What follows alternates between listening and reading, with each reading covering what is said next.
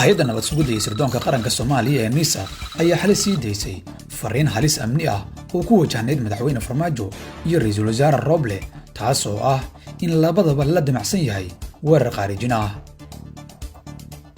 Hay'addu waxay sheegtay in Al-Shabaab weerarkaasi damacsan yihiin, waxayna xuseen magaca qof ay sheegeen inuu rabo inuu weerarkaas fuliyo. dood xooggan iyo tuhun ayaa ka dhashay fariinta ka timid NISA. waa markii ugu horreysay muddo 5 sano iyo dhowr bilood ah oo uu Farmaajo kursiga ku fadhiyo oo ay hay'adaha amnigu sheegaan in la rabo in la dilo.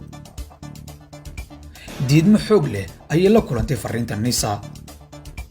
waxaa kiiska loo dhigay in NISA gogol xaar u tahay weerar laga yaabo in lala damacsan yahay ra'iisul wasaare Roble.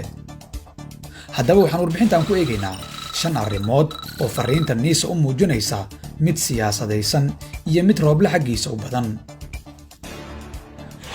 fariinta madaxweyne Farmaajo ayaa xukuuma laamaha amniga si gaar ah wuxuu aad ugu dhex jiraa NISA. isaga in la dili rabo soo ma daabici karta NISA ogaal la'aantiisa. haddii la rabo in madaxda sare digniin la siiyo laguma siin lahayn Twitter. sidaa darteed waxaa halkaasi ku jira tuhun ah in Farmaajo iyo NISA isla ogaayeen fariintan oo ay ujeeddo gooniya ka leeyihiin. hadalkii dhawaan ka soo yeeray ra'iisul wasaare Roble. ra'iisul wasaare wuxuu dhawaan sheegay in xildhibaanada Aamina Maxamed Cabdi ay dileen dadkii dilay Ikraan Tahliil Faarax. sidoo kalena wuxuu sheegay in asaga u soo hanjabeen.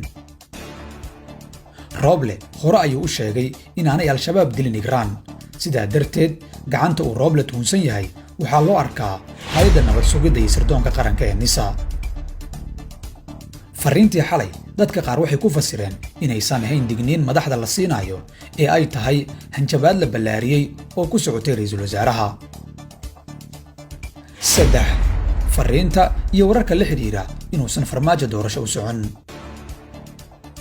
maalmihii la soo dhaafay waxaa jiray warar xoogaystay oo la xiriira in kooxda madaxweyne Farmaajo aanay doorasho u socon, taas beddelkeedana ay ka shaqaynayaan in doorashada la hakiyo. Roble wuxuu weli ku dhagan yahay inay doorashadu socoto.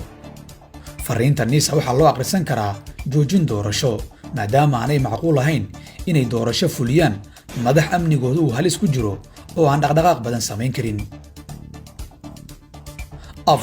xaaladda amniga. maalmihii la soo dhaafay xaalka amni ee dalku waa cakirnaa. cabsi xooggan ayaa ka jirta caasimadda. siyaasiyiinta qaar ayaa la siiyey digniino ah in laga yaabo in la isku qarxiyo.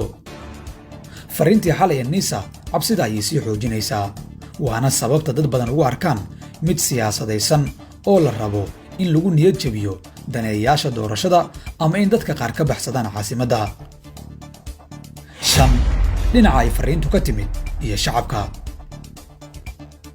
NISA inkastoo ay ku magacaaban tahay hay'adda sirdoonka iyo nabad sugidda qaranka, haddana sumcadda hay'addan ayaa si weyn hoos ugu dhacday 5 sano ee la soo dhaafay. aaminbaxa bulshadu ka qaadeen shaqada hay'addan ayaa sababay in fariintii xalay la diido oo loo arki waayo inay tahay mid xambaarsan khatar ka soo socota dhanka Al-Shabaab. taas beddelkeedana dadweynuhu waxay u arkeen ujeeddo guracan oo ay maleegaysa NISA.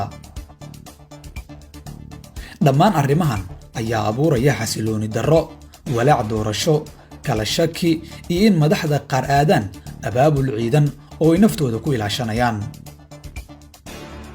loolanka siyaasiga ah ee hadda ka socda Soomaaliya ayaa mararka qaar u muuqda mid aan ka culays yarayn khatarta Al-Shabaab. maxay kula taadiga?